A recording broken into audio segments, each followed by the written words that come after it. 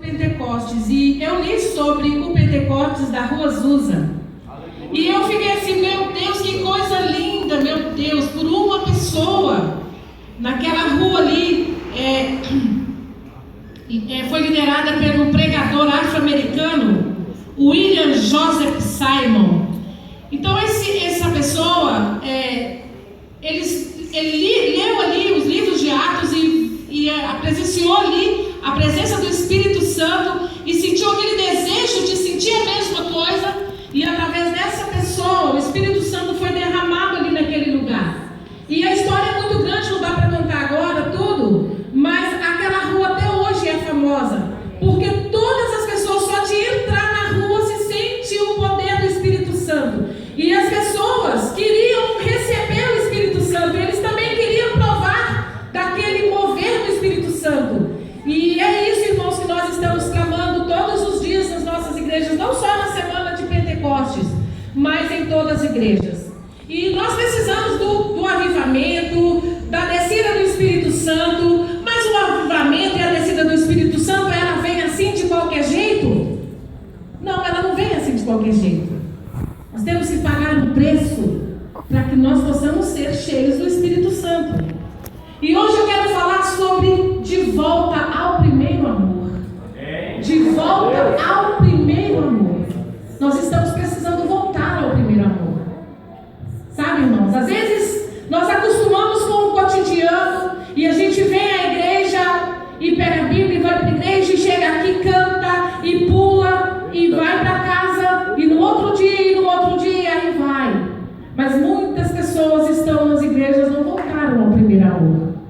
Então eu gostaria que vocês abrissem suas Bíblias aí em Lucas, no capítulo 15, versículo 11 a 24, nós vamos estar falando sobre o filho pródigo.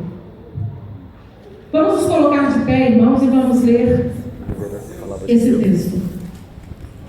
Lucas 15,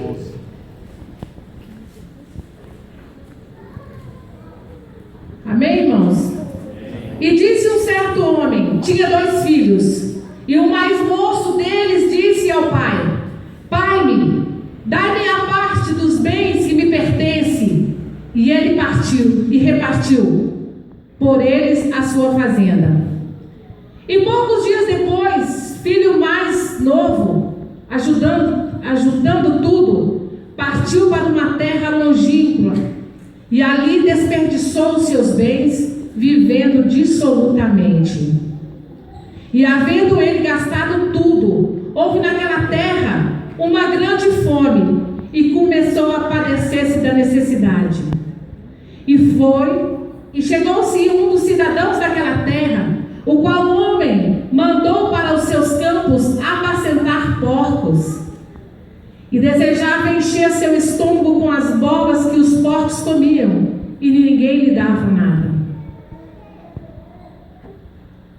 E tomando em si, disse: Quantos jornaleiros de meu pai têm em abundância de pão, e eu aqui pereço de fome? Levantar-me-ei e irei ter com meu pai, e dir-lhe-ei: Pai, pequei contra o céu e perante ti, já não sou digno de ser chamado filho, já não sou digno de ser chamado teu filho, faz-me como dos teus jornaleiros. E levantando-se foi para o seu pai, e quando ainda estava longe, viu seu pai, e se moveu de íntima compaixão, e correndo, lançou-se-lhe ao pescoço e o beijou. E o filho lhe disse: Pai, pequei contra o céu perante ti, e já não sou digno de ser chamado teu filho. Mas o pai disse aos seus servos: Trazei depressa a melhor roupa, e vestiu-os, ponde-lhe um anel na mão, e alparcas nos pés, e trazei o bezerro cevado, matai, e comamos, e alegremos-nos. Porque o teu filho estava morto, e reviveu, tinha-se perdido, e foi achado, e começaram a se alegrar. Glória a Deus. Senhor, aqui está a tua palavra, Deus. Pai, que não sou eu que venho a falar, mas é o Espírito Santo quem vai falar. Deus, a mensagem que o Senhor tem para as nossas vidas, que o Senhor possa estar, Pai, no nome de Jesus, nos enchendo desta palavra, para a glória do Pai, do Filho e do Espírito Santo. Podemos assentar.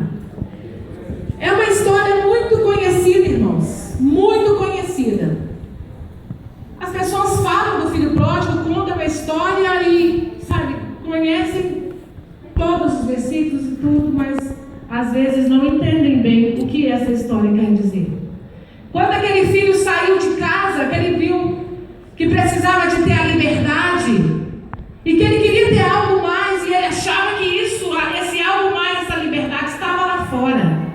E o que ele fez? Pai, me dê a minha parte, porque eu preciso conhecer o mundo lá fora. Eu preciso conhecer novos ares. E quando ele chegou lá, irmãos, gastou tudo que tinha na boa vida lá fora. E chegou um tempo que já não tinha mais nada. E aí? E agora? O que fazer? E para comer, teve que pedir ajuda para as pessoas. E alguém falou: eu tenho um serviço para você, mas esse serviço é para trabalhar com os pobres. Você aceita? Aceita, sim. É o que está tendo de melhor agora. E foi. E quando chegou lá, ele viu os porcos ali comendo e ele tinha que comer da comida dos porcos.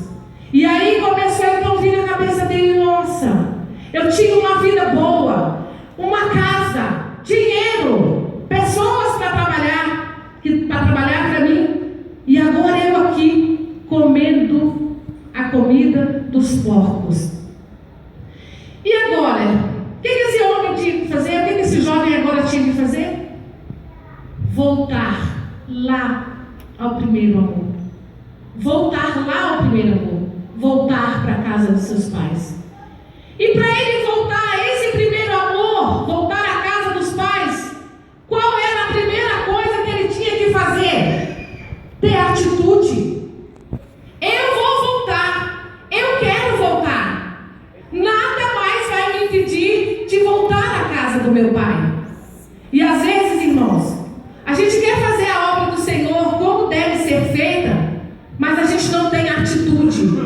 Aquela atitude de conhecedor da palavra, de que sabe aquilo que é certo e o que é errado, mas você prefere fazer aquela que está fora daquilo que a palavra tem ensinado. E às vezes estamos caminhando na igreja, no ministério, sem ter atitude, sem tomar a atitude correta. E ele então, o que ele fez? Eu vou lá para a casa dos meus pais. E aqui no verso 18: levantar-me-ei, irei ter com meu pai. Então aqui ele tomou atitude. Eu vou levantar e vou à casa do meu pai. Ele não pensou: será que vou à casa do meu pai? Não. Levantar-me-ei e vou à casa do meu pai. Eu vou estar com meu pai. Atitude. A segunda coisa, irmãos, humildade. E agora? O que meu pai, os funcionários dele, meu irmão, o que eles vão pensar de mim? Eu saí com toda a marra para fazer lá fora não sei o quê e volto desse jeito, rasgado, maltrapilho, sujo, com fome, acredito, magro. E agora? Humildade. Você errou, falhou, pecou. Humildade para confessar o pecado. Deus, perdoa o meu pecado. Deus, eu falhei, eu errei, e eu preciso do Senhor. Humildade. Ter humildade. A humildade tem que fazer parte das nossas vidas. E a terceira coisa, irmãos, arrependimento e confissão. Tá achando que ele ia chegar lá? Voltei aí, pai, quero tudo de volta. Não. Pai, eu pequei contra o Senhor. Eu pequei. Arrependimento. O arrependimento é você colocar no seu coração que você errou e você está caminhando nessa direção. Você está indo. Você dá um passo, volta. Isso é um arrependimento. E não olha para trás. A confissão. Eu confesso que pequei com o Senhor. Eu não devia ter saído de casa. Eu não devia jamais ter desamparado o Senhor, meu irmão, a minha casa. Porque o Senhor me cobria, meu pai. Entende? E aí aquele filho foi lá com arrependimento, com confissão dos seus pecados. Irmãos, o pecado nos separa de Deus. Lá em Romanos 6:23 diz assim, o salário do pecado é a morte, mas o dom gratuito de Deus é a vida eterna. E lá em 2 Crônicas diz assim também: se o meu povo que se chama pelo meu nome se humilhar, orar e me buscar e se converter dos seus maus caminhos. Às vezes as pessoas se orar e me buscar, então eu só oro e busco e acabou, e Deus me abençoa. Não. Se orar, me buscar e se converter dos seus maus caminhos. E quantas vezes, irmãos, nós estamos sentados aí no banco, estamos vivendo nos maus caminhos e acha que está tudo bem.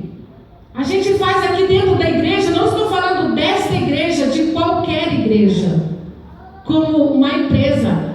Eu vou lá 7 às 18 horas domingo, bato o meu cartão, sento ali, pastor me viu, cantei, orei, dei uns pulinhos, vou para casa. Longe de Jesus. O pecado está lá dentro, mas as vossas iniquidades fazem separação entre você e Deus.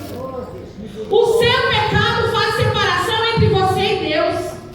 E aí você diz assim: mas por que está tudo errado na minha vida?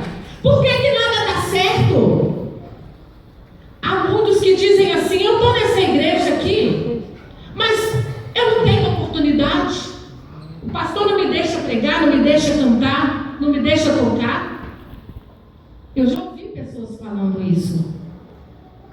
Mas aí a gente passa a conviver com as pessoas e a gente passa a entender o porquê. Às vezes ele não sobe aqui, porque o púlpito é um lugar santo, ungido. Não é qualquer pessoa que vem que tem uma voz bonita e toca muito bem e sobe aqui e vamos na música, no louvor. Louvor para quem? Adoração para quem? Com a vida em pecado. Com a vida em pecado. E isso, irmãos, traz consequências não somente para você, mas para você, para a sua família, para a sua igreja, no seu trabalho, e as consequências vão. Porque o pecado, se ele ficar escondidinho lá e ele não